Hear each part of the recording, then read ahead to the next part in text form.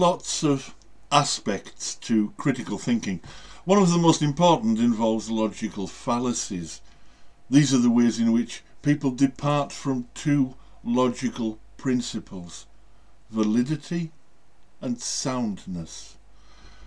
When you spot a logical fallacy, you also spot the reason not to accept what the other person is telling you. Now, that doesn't necessarily mean that their conclusion is wrong, but it does mean that their method of getting to that conclusion, their argument, is faulty and on its own not a good enough reason to believe them. I want to highlight logical fallacies because when people aren't aware of them, they can easily be taken in by charlatans, deliberate liars, or even sincere people who are just mistaken. What leads a person to make bad arguments is often less important than our ability to spot them. Let's begin with a really common one used by fortune tellers, faith healers, prayer advocates and cold reading psychic mediums. It's the sharpshooter fallacy. Imagine you're just learning archery. You're not really very good. In fact, as they say where I'm come from, you'd have trouble hitting a barn door. So that's exactly what you aim at. You shoot a full quiver of arrows, let's say 20 arrows at a barn door.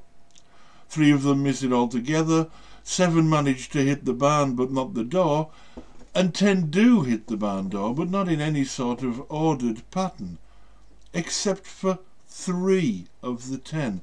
They're all nicely grouped together as though they were meant to be there, though they were intended to cluster up like that.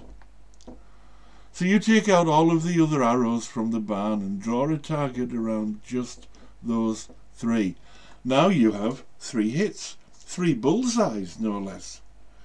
But really it's just 3 random shots out of 20 that happen to fit the story you want to tell.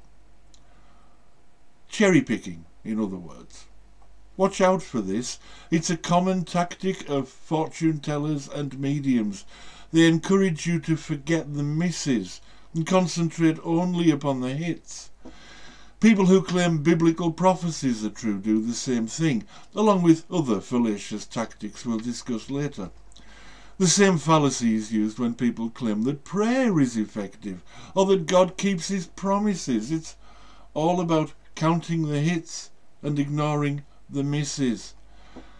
It works until you realise that your late Uncle Joseph, who really did die because of something to do with his chest and abdomen, don't most people, and whose name really did start with a J, wasn't actually called John or Jim, and he didn't really wear a uniform. It works until you ask yourself just how many Jews, God's chosen people, prayed during the Holocaust, or how many parents of African babies pray for their children not to starve to death.